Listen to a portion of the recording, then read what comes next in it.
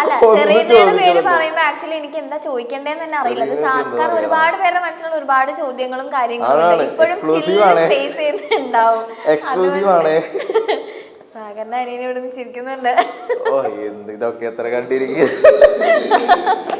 സെറീനല്ലേ, Serena പറ്റി എല്ലാവർക്കും അറിയേണ്ടത് അതാണ്. പിടിച്ചോ പിടിച്ചോ. ഞാൻ പറഞ്ഞേ അയിലമത്തി എന്ന് പറഞ്ഞാ അവിടെ ഉണ്ടല്ലോ, അയില ചാള ഇതൊക്കെ എഴുതിണ്ടല്ലോ ബോർഡില്. ടോപ്പിക് മാറ്റുന്നില്ല. ഞാൻ മറ്റേ ചക്രവ്യൂഹം ടാസ്കിന്റെ ഇടയിൽ ഞാൻ നേരത്തെ ഔട്ടായി. ഞാൻ ശോഭ ചേച്ചി ഔട്ടായിപ്പോയി. അപ്പൊ ഞാൻ ശോഭ ചേച്ചി ഔട്ടായിപ്പോ ഇങ്ങനെ കയ്യിൽ ഹോൾഡ് ചെയ്തിട്ട് സ്കിറ്റ് ചെയ്തായിരുന്നു. സ്കിറ്റ് ചെയ്തപ്പോ എപ്പോഴോ ഈ ടോപ്പിക്ക് വന്നു, അയിലമത്തി ഐ ലവ് യു എന്ന് പറഞ്ഞ ടോപ്പിക്ക് വന്നു. അപ്പൊ എപ്പോഴും അവളെന്താ പറഞ്ഞേ, അല്ല ഞാൻ പാട്ട് വിടും അയിലമത്തി. പിന്നെ അങ്ങനത്തെ ഒരു കോഡായി മാറി അയിലമത്തി ആ സ്കിറ്റിൽ സംഭവിച്ച.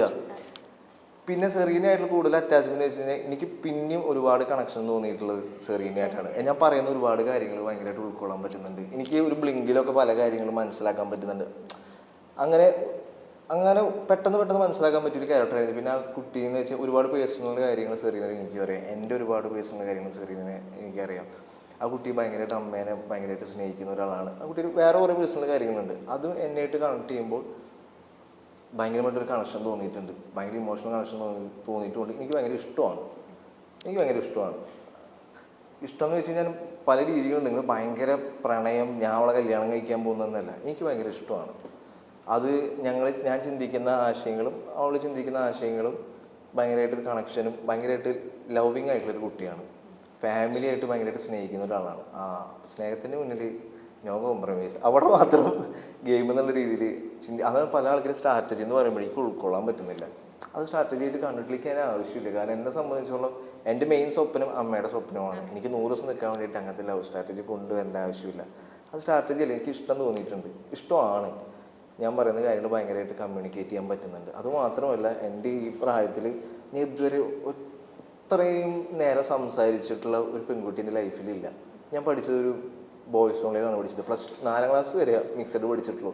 പിന്നെ 12 വരെ +2 വരെ ബോയ്സിൽ. പിന്നെ അവിടുന്ന് മെക്കാനിക്കല്, അവിടെയും ബോയ്സിൽ. PG-യിലാണെങ്കിൽ അവിടെ 4 പേര്. മെക്കന്നെ. പിന്നെ എവിടെയാ അതിൻ്റെ അമ്മ ഒഴിച്ചു കഴിഞ്ഞിട്ട് പിന്നെ സംസാരിച്ചിട്ടുള്ളത് ഞാൻ സെറീനിൻ്റെ അടുത്ത. കാരണം 24 മണിക്കൂർ കണ്ടുകൊണ്ടിരിക്കുക. നമ്മൾ ജുനൈസായിട്ട് ഉണ്ടെങ്കിലും പക്ഷെ പല കാര്യങ്ങളും തുറന്നു ഒന്ന് സംസാരിച്ച് അവൻ ഇങ്ങനത്തെ സ്റ്റേറ്റ്മെന്റും വലിയ കാര്യങ്ങളിലേക്ക് പോവാ. പിന്നെ ചെമലിനോട് നോക്കി സംസാരിക്കാൻ പറ്റും. എനിക്ക് വട്ട് പിടിക്കൂലേ. ആരെങ്കിലും ഒരാളെടുത്ത് കണക്ഷൻ നമ്മൾ മനസ്സിലാക്കുന്ന ആളെടുത്തല്ലേ പറയാൻ പറ്റുള്ളൂ. അപ്പൊ ഞാൻ സെറീനയുടെ അടുത്താണ് കുറച്ച് കാര്യങ്ങൾ ഓപ്പണായിട്ട് സംസാരിക്കാനുള്ളത്. അവൾ എൻ്റെ അടുത്ത് കുറേ കാര്യങ്ങൾ ഓപ്പണായിട്ട് സംസാരിച്ചിട്ടുണ്ട്. ആ രീതിയിൽ എനിക്ക് ഭയങ്കര ഇമോഷണലി ഭയങ്കര കണക്ഷനാണ്. എനിക്ക് ഭയങ്കര ഇഷ്ടമാണ്. അല്ല, ഇതിപ്പോ ഞാൻ പറയട്ടെ, പുറത്ത് മേ ബി അതെന്തുകൊണ്ടാണ് ഇപ്പൊ നിങ്ങൾ തമ്മിൽ ഒരു ഇഷ്ടത്തിലാണ്, പ്രണയത്തിലാണെന്നുള്ളൊരു പ്രണയം ഇഷ്ടം വന്നത് എന്താ വെച്ചാൽ മേ ബി ഇതിങ്ങനെ വരുന്ന ഈ ഒരു ട്രാക്ക് വരുന്നതിന് മുന്നേ തന്നെ റെനീഷയും സെറീനയും തമ്മിൽ ഒരു കോൺവെർസേഷൻ ഉണ്ടായിരുന്നു. റെനീഷ സെറീനയുടെ അടുത്ത് പറയുന്നുണ്ടായിരുന്നു, സാഗറേട്ടൻ എന്തോ ഒരു ഇത് നിന്റെ കൂടെ ഉണ്ട് എന്നിങ്ങനെ ഒരു രീതിയിൽ റെനീഷ ഇങ്ങനെ പറയുന്നുണ്ടായിരുന്നു. അയ്യോ, ഇത് ഓൾറെഡി നടന്ന കാര്യമായിട്ട് ആൾക്കാരുടെ എന്തോ ഒരു ഇത് സെറീന അടുത്ത് ഉണ്ട്. അപ്പൊ സെറീന അവിടെ നിന്ന് ഇനിയിപ്പോ അങ്ങനെ ഉണ്ടെങ്കിലും റെനീഷ ചോദിക്കുന്നുണ്ട്, അങ്ങനെ ഉണ്ടെങ്കിലും നീ നോയല്ലേ പറയുള്ളൂ. അപ്പൊ സെറീന ഓഫ്കോഴ്സ് ഞാൻ നോയെ പറയുള്ളൂ എന്ന് പറയുന്നുണ്ട്. പക്ഷെ പിന്നീട് അതിനുശേഷമാണ് മേ ബി സാഗർ ഈ പറഞ്ഞ പോലത്തെ ഒരു ഇമോഷണൽ കണക്ഷൻ സെറീനയ്ക്കും തിരിച്ച് സാഗറിനോട് തോന്നിയിട്ടുണ്ടാവും. നിങ്ങൾ ഓപ്പൺ ആയിട്ട് സംസാരിച്ചു കഴിഞ്ഞപ്പോ ഈ പറഞ്ഞ സ്നേഹം പല രീതിയിലുണ്ടല്ലോ. പ്രണയം എന്നുള്ള സ്നേഹം മാറ്റി വെച്ചാൽ മേ ബി ഒരു സ്നേഹം സെറീനയ്ക്കും തോന്നിയിട്ടുണ്ടാവാം. പിന്നീട് സെറീനയിൽ ഉണ്ടായ ഒരു മാറ്റം അതാണ് പുറത്ത് വേറൊരു രീതിയിൽ വന്നതെന്നാണ് എനിക്ക് തോന്നിയിട്ടുള്ളത്. ഇപ്പൊ അല്ല, നിങ്ങൾ അതിന്റെ അകത്തുള്ളപ്പോ ഓൾറെഡി റെനീഷയും സെറീനയും തമ്മിലൊരു കോൺവെർസേഷൻ കഴിഞ്ഞിട്ടാണ് സാഗറും സെറീനയും ഇത്ര അറ്റാച്ച്ഡ് ആവുന്നത് കാണിക്കുന്നത്. അറിയുന്നില്ല. അങ്ങനെ ഒരു കോൺവെർസേഷൻ കഴിഞ്ഞിട്ടാണ് ഈ പറഞ്ഞ പോലെ നിങ്ങളുടെ ആ ഒരു കൂട്ടും ഇതൊക്കെ നമ്മൾ കാണുന്നത്. അപ്പൊ ഒബ്വിയസ്ലി അത് വെച്ചിട്ടാണ് ആളുകൾ കണക്ട് ചെയ്യുന്നതെന്നാണ് എനിക്ക് തോന്നിയിട്ടുള്ളത്. എനിക്കറിയാം, പക്ഷെ എനിക്ക് അതറിയില്ല. അവിടെ റെനീഷ സെറീന ടോക്ക് എന്താണെന്ന് എനിക്ക് സത്യം അറിയില്ല. ഇതായിരുന്നു ടോക്ക്. പക്ഷെ സെറീനയാണ് അടുത്ത് വന്നിട്ടുള്ള ഒരു നല്ല രീതിയിലൊക്കെ സംസാരിച്ചൊളിക്കുക മൊമെന്റിൽ അങ്ങനെ ആ രീതിയിലൊക്കെ. പിന്നെ അങ്ങോട്ടും ഇങ്ങോട്ടും ഞാൻ എപ്പോഴും ഒരു ഡിസ്റ്റൻസ് ഞാൻ വെക്കുന്നത്. ഞാൻ പർപ്പസ്ഫുള്ളി ഞാൻ അവളുടെ അടുത്ത് സെറീനയുടെ അടുത്ത് ഇഷ്യൂഡ് ഉണ്ടാക്കിയിട്ടുണ്ടായിരുന്നു. ഒരു ചിത്തേട്ടം വന്നപ്പോൾ എനിക്കത് ഗെയിം എന്നുള്ള രീതിയിൽ മാറ്റി നിർത്തുന്ന രീതിയിൽ പക്ഷെ ഞാൻ പിന്നെ ആലോചിച്ചു നമ്മൾ ഇഷ്ടപ്പെടുന്ന ആൾക്കാരെ തന്നെ വെറുപ്പിക്കേണ്ട ഒരു അവസ്ഥ വരികയാണല്ലോ. അപ്പം ഞാൻ രാത്രി ചെയ്യുമ്പോൾ ഞാനിങ്ങനെ പർപ്പസ്ഫുള്ളി ഗെയിമിൽ മാറി നിൽക്കുന്നതാണ് കേട്ടോ. ഞാൻ അങ്ങനെ ഒരു സംഭവം ജനങ്ങളുടെ ഇടയിലും ജനങ്ങളുടെ ഇടയിലല്ല, അവിടുത്തെ കണ്ടസ്റ്റൻസിൻ്റെ ഇടയിൽ ഉണ്ടായിക്കോട്ടെ. കാരണം ഇനി നോമിനേറ്റ് ചെയ്യുമ്പോൾ റീസൺ എന്ന് പറയുമ്പോൾ സാഗറും സെറീനയും തമ്മിൽ ലവ് ട്രാക്ക് കളിച്ച് മുന്നോട്ട് പോവുകയാണ്, ഇങ്ങനെയൊക്കെ വരും. അത് നമുക്ക് രണ്ടുപേരും ബാധിക്കുന്ന സാധനം. ഞാൻ തന്നെ അവളുടെ അടുത്ത് പർപ്പസ്ഫുള്ളി അങ്ങനെ 1-2 പ്രാവശ്യം ചൂടായി സംസാരിച്ചിട്ടുണ്ട്, അവിടെയുള്ള ആൾക്കാർ പ്രൊവോക്ക് ചെയ്യുന്ന രീതിയിൽ. അതുകൊണ്ട് രാത്രി ഒരു സാഗർ എന്തിനാണ് ഇങ്ങനെ സംസാരിക്കുന്നത്, ഭയങ്കര മോശം, അങ്ങനെയാണ് മച്ചാനെ, ഇങ്ങനെയാണ് സംഭവം, ഗെയിമിൽ മുന്നോട്ട് പോകുമ്പോൾ പ്രശ്നമാണ്, അവളോട് ഒരു ബ്രേക്ക് ഇടാണ് നമുക്ക് എല്ലാം കൊണ്ടും നല്ലത്, ആ രീതിയിൽ വന്നു. പക്ഷെ വീണ്ടും ഒരു സ്നേഹം എന്നുള്ള രീതിയിൽ ഒരു കണക്ഷൻ, വേറെ ആരും സംസാരിക്കുകയില്ല പറവരി. നമ്മൾ പിന്നെ മനസ്സിലാക്കുന്ന ആൾക്കാർ അവരാണ്, പിന്നെ ആരോട് സംസാരിക്കാൻ എന്താ വന്നതെന്നറിയോ, നിങ്ങൾ ഇടയ്ക്ക് സോഫയിൽ ഇരുന്ന് സംസാരിക്കുമല്ലോ, എന്നിട്ട് ഉറക്കെ സംസാരിക്കാനൊക്കെ നിങ്ങൾ രണ്ടൊരു സോഫയിൽ ഇരുന്ന് ഇങ്ങനെ സംസാരിക്കുമല്ലോ, അപ്പൊ താഴെ വരുന്ന കമന്റ്സ്, അവരുടെ സ്നേഹം അത്രയും പ്യുവർ ആയിരിക്കും, അവരിപ്പം അത് വേണ്ട, പുറത്തിറങ്ങിയിട്ട് അവരത് തമ്മിൽ സംസാരിച്ച് സെറ്റ് ആക്കാനായിരിക്കും എന്നൊക്കെ പറഞ്ഞു, അങ്ങനെ പോസിറ്റീവ് ആയിട്ടുള്ള കമന്റ്സ് ആയിരുന്നു കൂടുതൽ വന്നിട്ടുണ്ടായിരുന്നു. അവിടെ ഭയങ്കര ഓപ്പൺ ആയിട്ട് അങ്ങനത്തെ രീതിയിൽ സംസാരിക്കില്ല, പക്ഷെ ഒരു ഇഷ്ടമാണ് എനിക്ക് തോന്നിയിട്ടുണ്ട്, ഇഷ്ടമാണ്. പക്ഷെ കൂടുതൽ ഡീറ്റെയിൽ എനിക്ക് സംസാരിച്ചിട്ടില്ല, പക്ഷെ ഞാനത് സ്റ്റിൽ ഞാൻ ഭയങ്കരമായിട്ട് എൻജോയ് ചെയ്തിരുന്നു. അല്ല, എല്ലാവരും പറയുന്നത് അവരുടെ ആ ഒരു സ്നേഹത്തിനെ അവർ റെസ്പെക്ട് ചെയ്യുന്നുണ്ട്, അതിനൊരു സ്പേസ് കൊടുക്കുക, ഇങ്ങനെ ഒരു പ്ലാറ്റ്ഫോമിൽ അവർക്ക് അത് സംസാരിക്കാൻ താല്പര്യം ഉണ്ടാവില്ലായിരിക്കും, പുറത്തിറങ്ങിയിട്ട്. ഞാനും സംസാരിച്ചിട്ടില്ല, അവളും സംസാരിച്ചിട്ടില്ല, എനിക്ക് അറിയില്ല. ഇപ്പൊ അവള് ഗെയിം കഴിഞ്ഞ് ഇറങ്ങുമ്പോൾ എന്താന്ന് എനിക്കറിയില്ല. ഞാൻ പക്ഷെ അത് എന്നെ സംഭവിച്ചത് ഭയങ്കര പ്യൂർ ആയിട്ടുള്ള ഒരു കാര്യമാണ്. അതൊക്കെ ഗെയിം വെച്ച് കളിക്കുകയാണ്, എനിക്കൊന്നും പറയില്ല, എനിക്കൊന്നും പറയില്ല, എനിക്ക് അങ്ങനെ നിലനിൽക്കൊന്നും വേണ്ട. ഇപ്പൊ രജിത്തേട്ടൻ അവിടെ വന്നപ്പോൾ നിങ്ങൾ ലവ് സ്ട്രാറ്റജി ആണല്ലോ ഇത്, നിങ്ങൾ അതൊക്കെ മാറ്റിക്കുമ്പോൾ അവള് പറയുന്നത് അത് സ്ട്രാറ്റജി അല്ല. അപ്പൊ എനിക്ക് അപ്പൊ അതിൻ്റെ അർത്ഥം എനിക്കറിയില്ല എങ്ങനെയാണെന്ന്, പുറത്തിറങ്ങിയിട്ട് എനിക്കറിയില്ല എന്താണ് ഞാൻ. പക്ഷെ എൻ്റെ രീതിയിൽ പറയും, എനിക്ക് എൻ്റെ ലൈഫിൽ ഞാൻ ഏറ്റവും കൂടുതൽ സംസാരിച്ചുള്ള കുട്ടിയാണ്. എൻ്റെ പല കാര്യങ്ങളും ഫാമിലിയായിട്ട് ഭയങ്കര കണക്ഷൻ തോന്നിയിട്ടുണ്ട്, ആ രീതി എനിക്ക് ഭയങ്കര ഇഷ്ടമാണ്. ഇതാണ് എന്റെ ഉത്തരം. അതൊരു ലവ് സ്ട്രാറ്റജി അല്ല. പിന്നെ പറഞ്ഞ പോലെ പുറത്തറിയാലോ, നമ്മള് ഇതിന്റെ മുന്നില് ഇപ്പൊ ഇതിന്റെ മുന്നിൽ നടക്കുന്നതിന് തൊട്ട് മുന്നിൽ വലിയൊരു കഥയുണ്ടാവും, ആ കഥ നിങ്ങൾ കാണുന്നില്ല. അതെ, ബാക്ക്ഗ്രൗണ്ട് മ്യൂസിക് ഒക്കെ ഇട്ടിട്ട് സാധനം വരുമ്പോ സാഗറും സെറീനയും റിലേഷൻഷിപ്പിലാണ്, അങ്ങനെയുള്ള ഒരു സംഭവം മൊത്തത്തിൽ ഇവിടെ പുറത്ത് കാണുന്ന പോലെയല്ല. എഡിറ്ററിന്റെ കയ്യിലാണ്. എഡിറ്ററിന് വില്ലനാക്കാം, നായകനാക്കാം, എന്ത് വേണമെങ്കിലും ആക്കാം. ഓക്കെ, ഇപ്പോ റെനീഷയുടെ സെറീനയുടെ കോൺവെർസേഷൻ കഴിഞ്ഞു, നിങ്ങളുടെ രണ്ടുപേരുടെ സംഭവത്തിലേക്ക് എത്തി. പിന്നെ മൂന്നാമത് വരുന്നത് ആ ലവ് ട്രയാങ്കിൾ ആണ്. ഓക്കെ, പിന്നെ അതൊരു ട്രോളായി ഇവിടെ. അവിടെ എത്തിയപ്പോഴേക്കും സംഭവം പിന്നെ എല്ലാരും ദൈവം ഇത് എന്താണ് നടക്കണേന്നായി. ഇത് വേറെ പ്രശ്നം. നാദര വന്നിട്ട് ഇഷ്ടാന്ന് പറഞ്ഞു എന്റെ അടുത്ത്, സാറിന് എനിക്ക് അത് മാത്രമല്ല ജൂനൈസിന് സെറീനയുടെ ആകെ കൂടി അവിടെ ഞാൻ ആരോട് ഗെയിം കളിക്കും എന്നുള്ളൊരു അവസ്ഥയിലായി പോയി. അതിൽ എനിക്ക് ജൂനൈസ് പലപ്പോഴും നമ്മൾ 3 പേരായിട്ട് ഇരിക്കുമ്പോൾ ജൂനൈസ് സെറീനയുടെ അടുത്ത് സംസാരിക്കുമ്പോൾ എനിക്ക് മനസ്സിലായിട്ടുണ്ട് ഏകദേശം ഇവിടെ എന്തോ ഒരു ഇതുണ്ടെന്ന്. അപ്പൊ ഇവർ രണ്ടുപേരും സംസാരിക്കണ്ടേ, ഞാൻ മൂന്നാമതിരിക്കുമ്പോൾ ഞാൻ അവിടെ ഒഴിഞ്ഞു മാറിപ്പോകും. പക്ഷെ അത് സെറീനയ്ക്ക് മനസ്സിലായിട്ടുണ്ടാകുന്നില്ല. അപ്പൊ സെറീന ഒരു ദിവസം ഇത് മനസ്സിലാക്കിയ ദിവസം എൻ്റെ അടുത്ത് പറഞ്ഞാ, സാറും ജൂനൈസ് എൻ്റെ അടുത്ത് ചെറിയൊരു ഇഷ്ടമുണ്ട്. അപ്പൊ എനിക്കത് നേരത്തെ അറിയാം, എനിക്കത് നേരത്തെ തോന്നിയിട്ടുണ്ട്. അതുകൊണ്ട് ഞാൻ എങ്ങനെയും അവർക്ക് അങ്ങനെ വരുമ്പോൾ ജൂനൈസ് എന്തെങ്കിലുമൊക്കെ എന്നെ പറ്റി ഇങ്ങനെയൊക്കെ പറഞ്ഞ് എന്തെങ്കിലുമൊക്കെ പറയും. ഞാൻ നൈസായിട്ട് എപ്പോഴും അതിന് രണ്ടുപേരും സംസാരിച്ചു, എനിക്കത് മനസ്സിലായിട്ടുണ്ടായി. പക്ഷെ സാർ എനിക്ക് എപ്പോഴും മനസ്സിലായിട്ടുണ്ടാകുന്നില്ല. പിന്നെ നാദരയുടെ കാര്യം എന്ന് പറയുന്നത്, അവൾക്ക് തുടക്കത്തിൽ എന്നെ ഇഷ്ടമുണ്ടെന്ന് പറഞ്ഞിട്ടുണ്ടായിരുന്നു.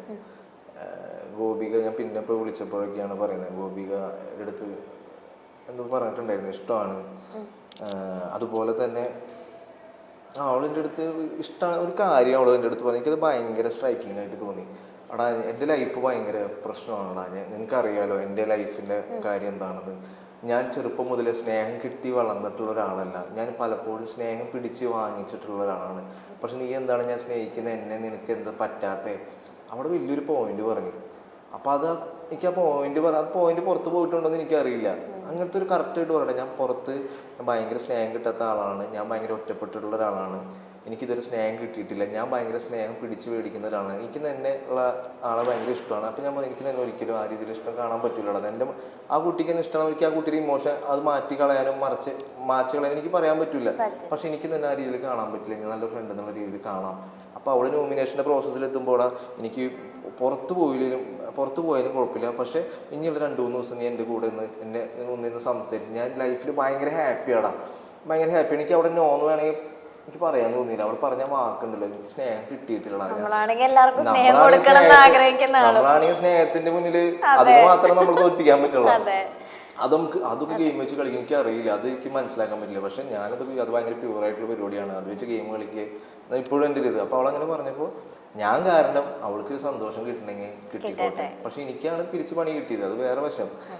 അപ്പോൾ അവള് എവിക്ഷന് തൊട്ട് മുന്നിക്ക് അത് കിട്ടുകയാണെങ്കിൽ അത് ഭയങ്കര സന്തോഷമാണ്. പക്ഷെ ഞാനാണ് ഇപ്പൊ എവിക്റ്റഡ് ആയിട്ട് കൂടി ഇരിക്കുന്നത്, അവളവിടെ ഗെയിം കളിച്ചോണ്ടിരിക്കുകയാണ്. അതാണ് ഇതിന്റെ വേറൊരു ട്വിസ്റ്റ്. ഇപ്പൊ ഞാൻ അവളുടെ അടുത്ത് പറയാം എനിക്കിപ്പോ അങ്ങനെ കാണാൻ പറ്റില്ല നോ എന്ന് പറയുകയാണെങ്കിൽ അവള് മേലെ പോയിട്ട് ഇരുന്നിട്ട് അറിയും. അപ്പോഴും കട്ട് വരും, ഓ സാഗർ സൂര്യ എത്ര ക്രൂരനാണ്, ഇത്രയും സ്നേഹം തുറന്ന് പ്രകടിപ്പിച്ചിട്ട് പോലും നോ എന്ന് പറയുമ്പോൾ അവിടെ നിന്ന് കരയും, അവൾ ഇമോഷണൽ ആവും. അപ്പോൾ ഞാൻ അവിടെ ചിരിച്ചിരിക്കുന്ന ഒരു ഷോട്ടും കരയുന്ന ഒരു ഷോട്ടും അപ്പോഴും പ്രശ്നം തന്നെയാണ്. ഇത് ഇങ്ങനെ ഞാനിപ്പോ ഇത്രയും ദിവസത്തെ എപ്പിസോഡ് കംപ്ലീറ്റ്ലി കാണുന്ന ഒരാളാണ്. പറ്റുവാണെങ്കിൽ ലൈവ് ഇരുന്ന് അതും കാണാറുണ്ട്. ഓക്കെ, അപ്പൊ ഞാൻ ചോദിക്കുന്നത് എന്താ വെച്ച് കഴിഞ്ഞാൽ സാഗർ ഇറങ്ങി കഴിഞ്ഞിട്ടും ഞാനൊരു പോയിന്റ് ചിന്തിച്ചിട്ടുണ്ട്, എന്താ സാഗർ ഇതിന് മറുപടി പറയാത്തേന്ന് ഞാൻ അടക്കം ചിന്തിച്ചിട്ടുള്ള കാര്യം നാദിരയുടെ കാര്യത്തില്. എന്തുകൊണ്ടാണ് അതിന് റെസ്പോണ്ട് ചെയ്യാത്ത ഒരു എന്തെങ്കിലും ഒരു ക്ലാരിഫിക്കേഷൻ കൊടുക്കും. അത് ഷീചേട്ടൻ ഇടക്ക് വന്ന് പറഞ്ഞില്ലായിരുന്നു, നിങ്ങൾ ഒന്നില്ലെങ്കിൽ ഇതിനൊരു ക്ലാരിഫിക്കേഷൻ ആളുകൾക്ക് കൊടുത്തേ പറ്റുള്ളൂ. ഇപ്പൊ ഷീചേട്ടൻ വന്ന് പറയുമ്പോഴും ഞാൻ പറഞ്ഞു അതെ വേഗം കൊടുക്കുന്നത്, എന്താണ് ഇതിനെപ്പറ്റി ഒരു ക്ലാരിഫിക്കേഷൻ വരാത്തെന്നുള്ളത് ആസ് എൻ ഓഡിയൻസ് എനിക്ക് ഉണ്ടായിരുന്നു.